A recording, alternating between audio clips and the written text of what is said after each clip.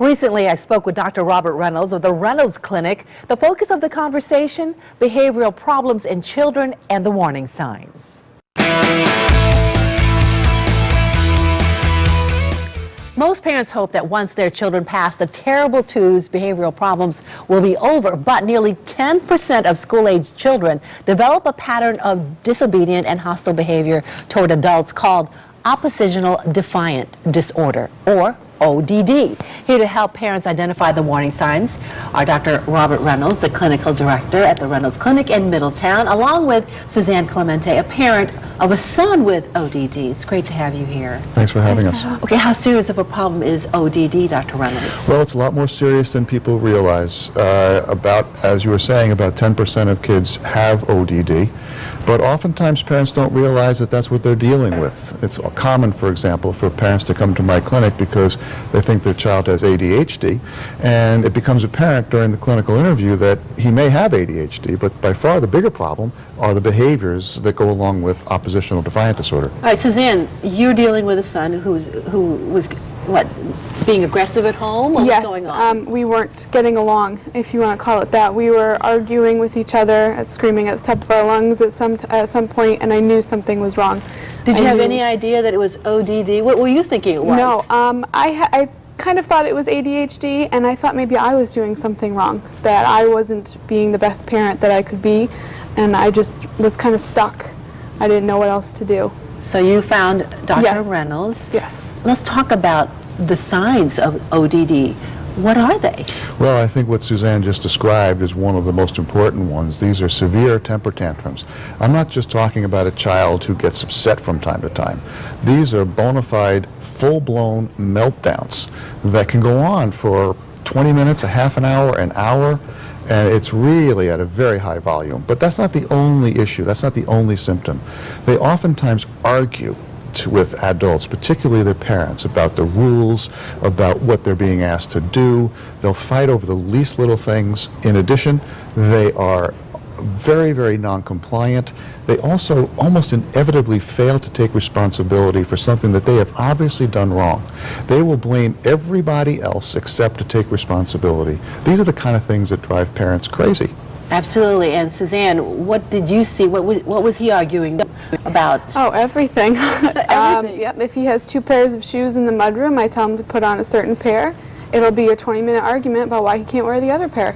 And it's just because I saw that pair first, but he will continue to argue and argue about what pencil he can use for homework. How old was he when this all started? About 5.5 is when I started to see all of this come out to be uncontrollable, and when I knew it wasn't terrible twos, obviously, anymore. So he was 5.5. So is that usually the time you start seeing this? Yeah, 5, 6, not uncommonly when school begins and there are more responsibilities that the child has to fulfill.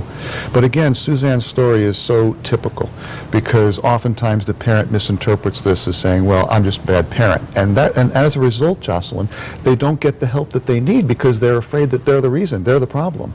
These are brain-based problems every bit as much as ADHD and other kinds of learning difficulties. But parents misinterpret it, and as a result, fortunately, Suzanne got help in a timely fashion, but sometimes we won't see parents until the child's 10, 11, 12, and these behavioral patterns are so firmly entrenched that it's ripping up the entire family.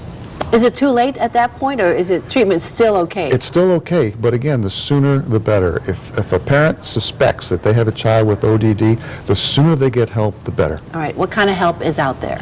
Well, there are several kinds of things that we do, at least at our clinic. First, we want to equip parents with the skills that they need to engineer that household differently. Children with ODD are what I call WIFM kids, what's in it for me. So that if you can make it very clear why it's in that child's best interest to comply with your wishes, they'll do it. But too often we tell our kids, well, do it because I said so. And with an ODD kid, them's fighting words. And that's when you see these meltdowns, and that's when you see these kinds of behavioral tantrums go on. So we teach parents how to manage those situations, engineer them so that there's much more likelihood of compliance. In addition, as you know from past encounters with us, we do a lot of neurofeedback training. And what that is it's a computer-based training that actually uses computers to teach the child to become more flexible. We actually have some video right now. Excellent. So what you're seeing in the video is the neurofeedback training, in which we actually train the child's brain so that the child learns to manage his own brain. Because when a child who has ODD melts down, his brain is taken over.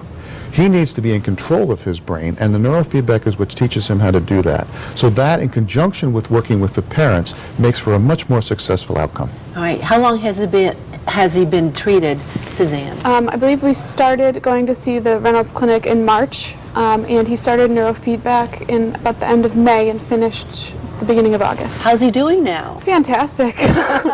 So it's almost like a different kid, the kid that I know that he is.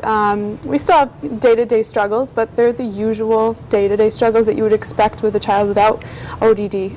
It's manageable and it's great. As Dr. Reynolds says, he worked with you so Yes. that you could work with your son at home. Yes. What are you doing differently?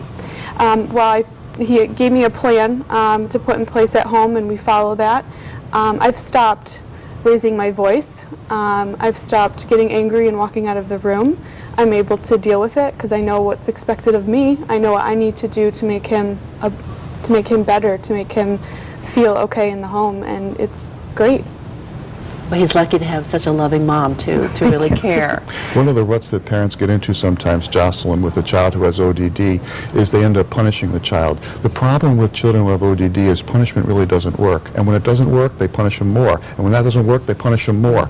So you get a lot of alienation and no success. So parents are raising their voices, they're yelling, the whole situation is out of control. And with a child with ODD, if all you have is punishment in your toolkit, you're going to have a very difficult time. All right, for more information, people can go to an open house that you're holding. Actually, you have two open houses free. The first one is Wednesday, November 2nd from 6:30 to 8:30. Then Saturday, November 5th from 9 a.m. to noon. And you say pre-registration is required. Yes. They can call that number on the screen, 860-343-0227. Or you can also go online and log on to reynoldsclinic.com. And of course, if you want more information, contact reynoldsclinic.com. It's great to have you both with us. Thank you for sharing your story with us, Suzanne. Oh, you're welcome.